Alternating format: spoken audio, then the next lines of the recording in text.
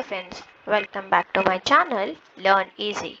In this video, we are doing some extra questions based on reading and interpretation of graphs.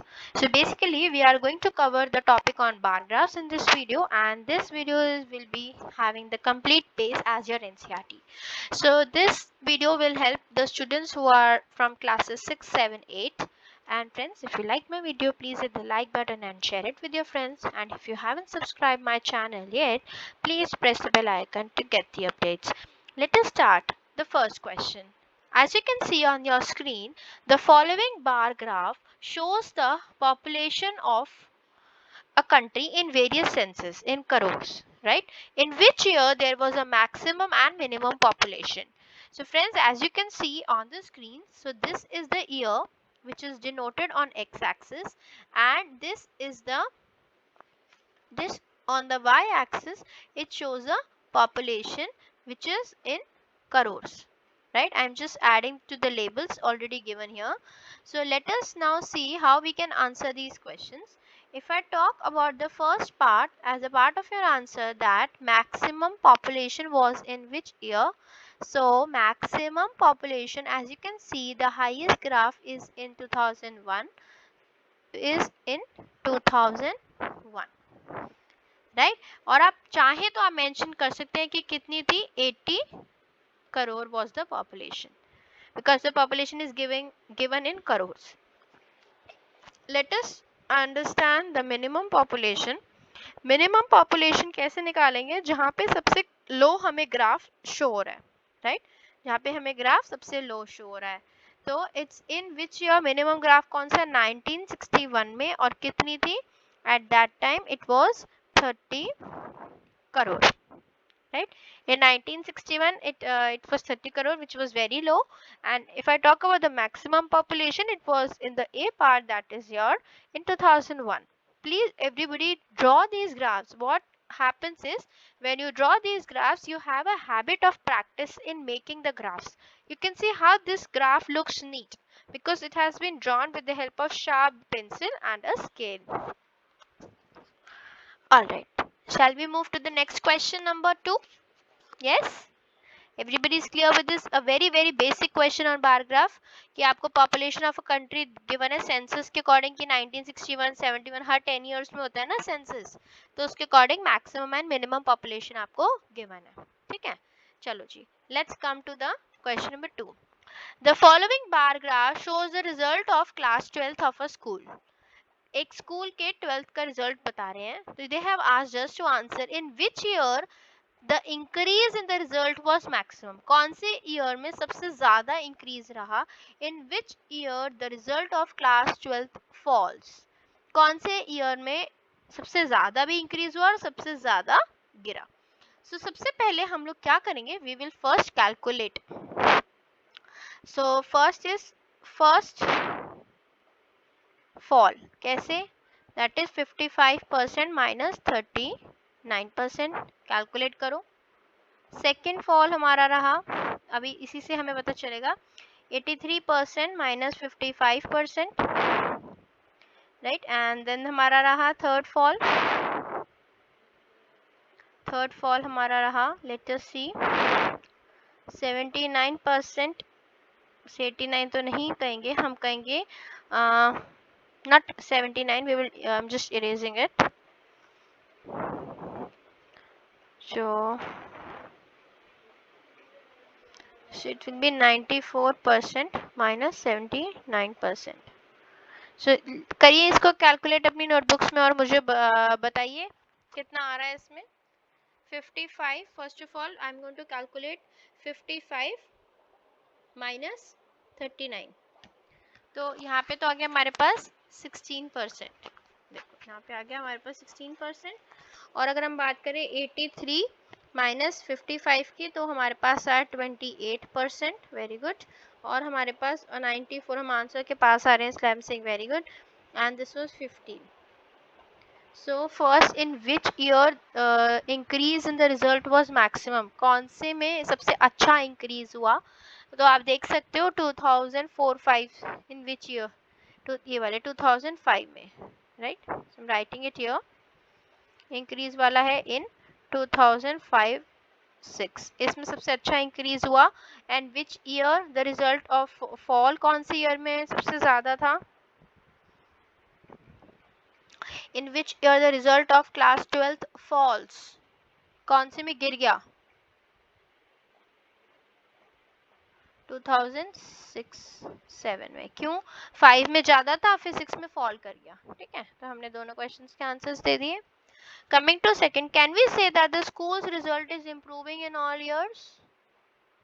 Let us see. No, it is not. No. Why? Because not in all years, because in you can see on the screen only. जो आपका ये 2000 देखो screen पे, I'll just show it to you. ये देखो जो ये वाला है ना, बेसिकली जो दिस बार ग्राफ, ये वाली जो लाइन है हमारी, ये वाला फॉल कर गया। If I compare to 2005 से ये हमारा फॉल कर गया। So that is the reason this हमारा इंक्रीज नहीं कर रहा रिजल्ट थ्रू आउट। समझ आया आप लोगों को कैसे किया? Right, I hope everybody is able to understand. ये आपको ईयर्स गिवन था यहाँ पे, this was the year given to you on your x-axis and this was the result, percentage of the result। समझ आया सबको? फर्स्ट क्वेश्चन हो गया, सेकंड हो गया। अब बढ़े आगे नेक्स्ट क्वेश्चन पे। Alright, third question, read the following histogram. Now friends, what is a histogram? Basically histogram जब होता है, जब हमारे बार्स के बीच में गैप नहीं होता, they are been formed from the continuous data। ठीक है, continuous data से। तो सबसे पहले as soon as you see any histogram, your first step towards writing down the answer is please write down the frequency। So here marks have been given on x-axis and on the y-axis number of students। तो लिखते हैं 10 से 20 marks के कितने हैं? 3 बच्चे हैं। यहाँ पे 1 है, 4 है, 9। I'm looking at the y-axis and solving। Okay, 5 है, then it is 10, again 5, 2 and it's 1। ठीक है, in what is the number of students in the mark group of 50 to 60? तो 50 to 60 के बीच में we have 5 students, right? In which group the number of students are maximum? Obviously 60 to 70 में। देखो देखो screen पे, I'm just highlighting the bar। ये देखो, ये वाला जो 60 to 70 के बीच की जो हमारी बार है, ये वाली देखो, यहाँ पे हमारे पास कितना आ रहा है? 10। समझ आया? ठीक है, चलो अब आगे देखो, इसमें इसी में आगे चलेंगे।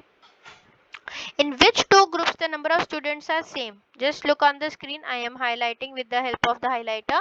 Number of students same, किस में same है? 5 आए थे ना, एक तो इस वाले में same है 50 to 60 में, और एक आपके same है 70 to 80 में। So let us write down the answer in 50 to 60 and 70 to 80।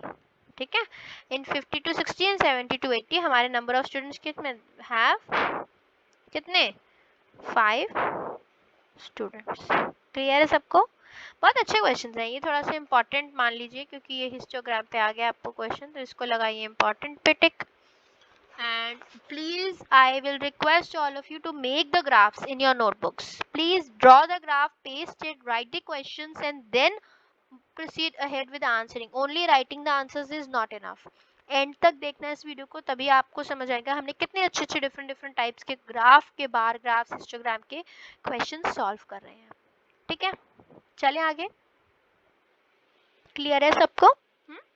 Okay, the fourth question, the following histogram shows the weekly wages of the workers in the factory। ठीक है, वो weekly wages बता रहा है workers की। Number of workers on y-axis and monthly wages on x-axis। So let us first write the frequency। As soon as we see the question, we write the frequency। 5, 4, 2, 950 to 1000 is 4 again. This is 10 and this is 1। So in which wage group are the largest numbers of workers being kept? So सबसे largest कौन सा है? Largest है 1000 से 1050, ठीक है, in 1000 to 1000, what are their numbers? 10 have 10 workers. मैं highlight भी करती हूँ स्क्रीन पे, आप भी अगर चाहें तो हाईलाइट कर सकते हैं। This is the 10th one, ये ना, ये वाली बार जो है 1000 to 150 एंड 10, ठीक है। अच्छा, उसके बाद हमारे पास होता है what is amount which is being received by the least number of workers. सबसे कम amount, what is the amount they are getting? They are getting by least number of workers, so it is only one, which is between in 1050 to 1000, ठीक है। कौन सा group है आपने देख ही लिया होगा, ये वाला लास्ट वाला ग्रुप है।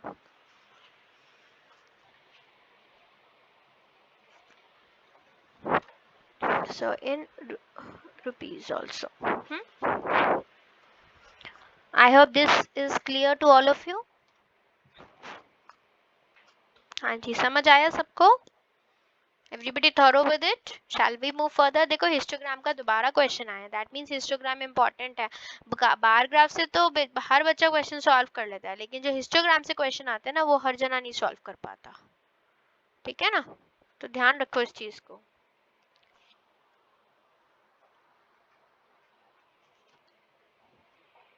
Okay. Fifth question, it's again based on histogram. The following histogram shows the height of 42 students in the class. From the above histogram, answer the following. Again, I'm going to first write down the frequency. So it is 145 to 40 में 4 है. Then we have 8. Then we have 16, 12 and 2. Because 4 का half है तो 2. आइए इसको solve करते हैं, क्या answers देते हैं. How many students are there having the height less than 155 centimeters? 155 से कम कितनों की है? That is first and second. 8 plus 4 is 12 students. These two portions. ये देखो ये वाली, ये जो है कम हाइट वाले. How many students have height equal to 160 centimeters or more? 160 या 160 से ज़्यादा. So it is 12 plus 2, which is equal to 14 students. How many students have height less than 170 centimeters? तो वो तो सारी बार्स आ जाएंगी. 2 plus 12, 16 plus 8 plus 4, which is equal to 42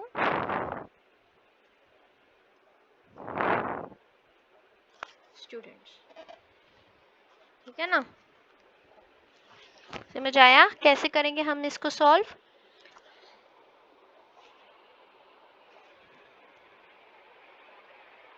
चले आगे. आई होप सबको अच्छी लग रही है ना, इस वीडियो को देखने में अच्छा लग रहा होगा, because it's very very easy. Basically paper में जब आपको रीडिंग का क्वेश्चन आएगा, आपको बार बार बनाने की जरूरत नहीं है, लेकिन इस वीडियो से मैं इसलिए कह रही हूँ because I want all of you to watch and practice making the bar graphs. Lot of you make lots of mistake while making the bar graph. Okay, so we had enough of 5 questions. So thanks for watching this video. Thanks for your love and support. You can now join us on Facebook as Learn Easy, and you can follow us on Instagram as Learn Easy Online. You can please like, share and follow our Instagram page and subscribe the YouTube channel for regular updates. You can check the links of the videos on types of graphs also from the maths playlist we have, and there are other all videos which will be useful for all of you with the time. Thank you.